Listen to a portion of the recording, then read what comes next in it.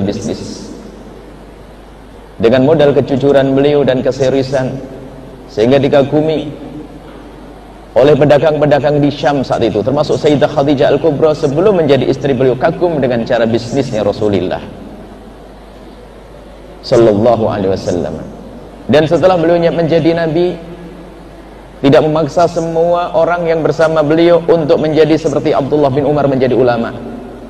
Akan tapi dibiarkan sebagian untuk merawat kurma, sebagian untuk mengurusi urusan dunia, berbisnis, sehingga muncullah pebisnis besar seperti Abdurrahman bin Auf.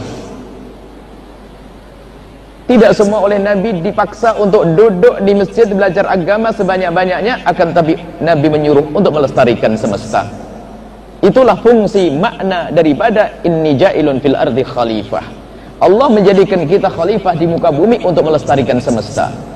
Melestarikan semesta di hari ini, zaman ini adalah menguatkan ekonomi. Tapi ekonomi yang seperti apa? Ekonomi tadi yang disampaikan oleh rektor, ekonomi yang punya tujuan bagaimana memperbaiki hubungan dengan Allah dan hubungan dengan manusia. Apa artinya orang kaya yang egois, tidak pernah senang berbagi? Ayo, siapa yang bisa menikmatinya?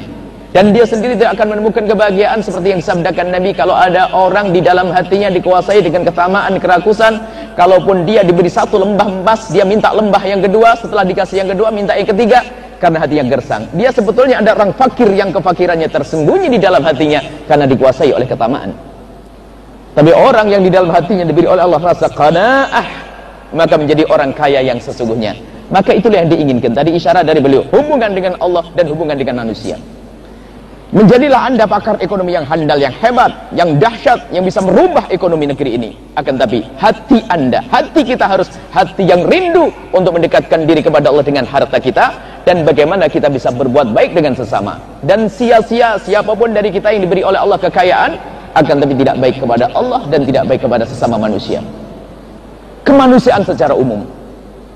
Kemudian setelah itu, di saat kita berterjun dalam dunia, ada disyarat oleh baginda Nabi SAW. Alangkah banyaknya hamba-hamba Allah yang seolah-olah terlihat dia berkecimpung dalam urusan akhirat, ternyata tidak ada nilainya di akhirat. Karena apa? Hatinya yang kotor, hatinya yang jelek.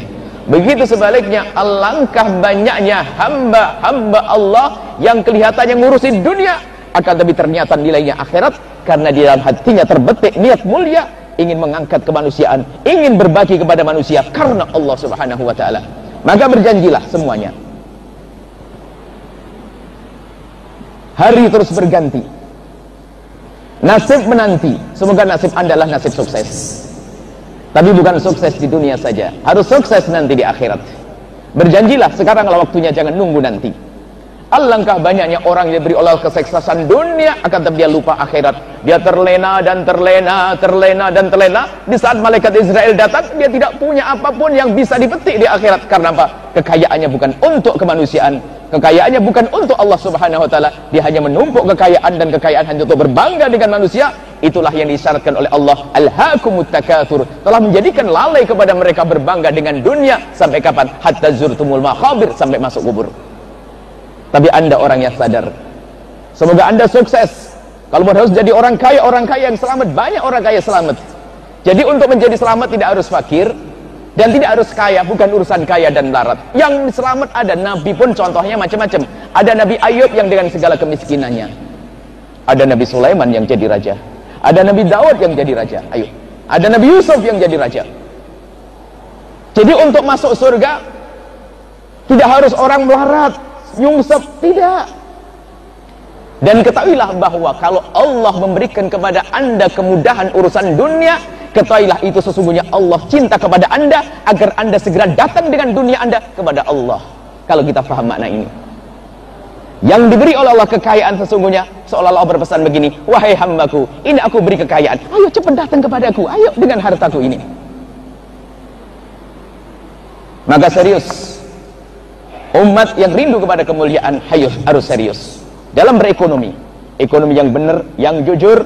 Kalau di dalam kita berkiprah dalam dunia ekonomi, kalau niat di hati kita adalah karena Allah dan karena rindu kepada manusia, tidak akan terjadi kecurangan. Nabi melarang kita berdusta. Nabi tidak boleh menjual, membeli dagangan orang yang sudah dibeli. Maksudnya gini, kalau ada orang sudah menawar, kita tidak boleh merampas tawaran seseorang. Kenapa? Ini adalah termasuk bentuk kecurangan. Dan Nabi melarang bohong dalam timbangan. Nabi melarang kita bohong dalam takaran. Karena yang diajarkan Nabi adalah Anda berdagang, berbisnis, tapi jangan lupa Allah. Jangan lupa yang kau ajak berbisnis adalah sahabatmu. Jadikan usaha bisnismu adalah dalam irama tolong menolong untuk sampai kepada Allah Subhanahu.